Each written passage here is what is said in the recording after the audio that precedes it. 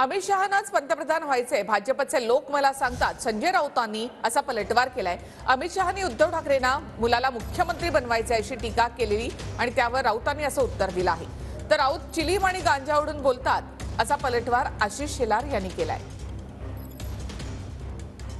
बात परिवारवाद की हो रही है, सत्ता की हो रही है। हमारे पास जानकारी है बीजेपी की तरफ से कि अमित शाह अभी प्रधानमंत्री बनना चाहते हैं कि अब मोदी को नहीं बनाना चाहते लोग। अमित शाह खुद तैयारी कर रहे हैं प्रधानमंत्री बनने की। मुझे मालूम नहीं बीजेपी के लोग बोल रहे हैं। संजय राऊत रोज सकाळी चिलीम आणि गांजा मारून बोलतात आणि त्यामुळे जोपर्यंत ते चिलीम आणि गांजा न मारता मी बोलतो याचं सर्टिफिकेट देणार नाही तोपर्यंत त्यांच्या प्रश्नांना उत्तर देणं काही बाध्य नाही। कारण उत्तर देण्यालाही तेच करावं लागेल आणि माझ्या आयुष्यामध्ये ते आम्ही कोणी करणार नाही। पंतप्रधान भारतीय जनता पक्षाचा नरेंद्र मोदी आहे, नरेंद्र मोदीच पुढे राहणार। अमित भाईंचंही तेच म्हणणं आहे।